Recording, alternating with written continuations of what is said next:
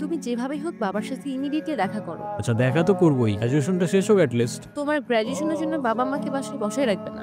আচ্ছা আমি কিছুদিন পর দেখা করি, একটু ভাবতে দাও। আর কত ভাববা তুমি? বসো। তুমি বাবার সাথে কথা বলার সময় মাথা একটু ঠান্ডা রাখো। আচ্ছা ঠিক আছে। আপু, চান ভাই আসছে। কেন? এটা তোমার জন্য। Thank you. আসসালামু আলাইকুম। ওয়ালাইকুম আসসালাম। বাবা, ও ঈশান। সে তো দেখলাম। কি করো তুমি? এলএলবিতে লাস্ট ইয়ারে আছি। স্টুডেন্ট। তোমার উদ্দেশ্যটা কিন্তু আমি বুঝতে পারছি। তোমাদের মতো ছেলেরা বিজনেসম্যানের মেয়েকে টার্গেট করে তোমার খুব ভালো করে জানা আছে। তোমার ফ্যামিলিতে আর কে কে আছেন? বাবা মা দুজনেই আছেন। ফ্যামিলি বলতে আমি একা। আমি তো ঠিক বুঝলাম না। সেপারেটেড। আপনি ঠিক কি মিন করতে চাচ্ছেন আমি ঠিক বুঝলাম না স্যার।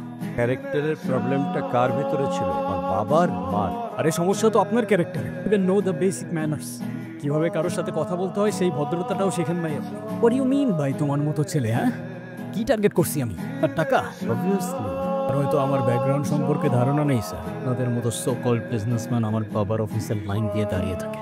মানে আসছি শুধুমাত্র ওকে ভালোবাসি বলে, সেকেন্ড কোনো উদ্দেশ্য সমান নাই। তো আপনার মেয়েরে কে বলছে আমার হাতে তুলে দিতে? আমি বলছি। বাসায় ডেকে আনছেন অপমান করতে।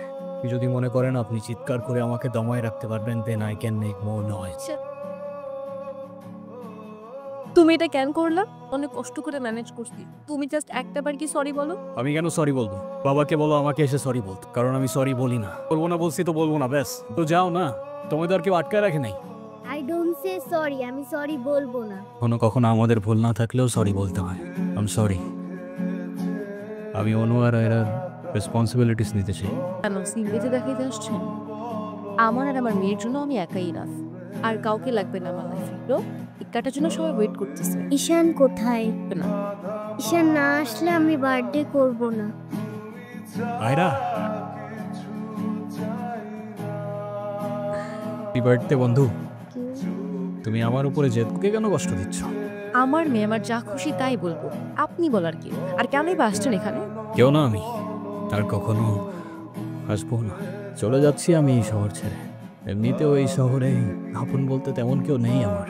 শুধুমাত্র শেষবারের জন্য আমার ছোট্ট বন্ধুটাকে দেখতে এলাম। যাবার আগে তোমাকেও কিছু কথা বলার ছিল। বলো।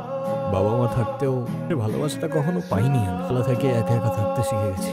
ওর মতো যারা আছে না, তারা নিজের কষ্টটা কখনো বলে বুঝাইতে পারে না। আমি যখন আয়রার দিকে তাকাই না, তখন আমি আমার ছোট্টবেলার সেই ঈশানকে দেখতে পাই। আমার জীবনের মতো অ্যাটলিস্ট জীবনটা হতে দিও না। ভালো থেকো ছোট্ট বন্ধু, আর তুমিও ভালো থেকো। আসি। কি? তুমি যেও না প্লিজ। যেতে তো হবেই, বলো। ঘরে তো আপন কেউ নেই আমার। কে বলেছে আপন কেউ নেই? আমি আছি না।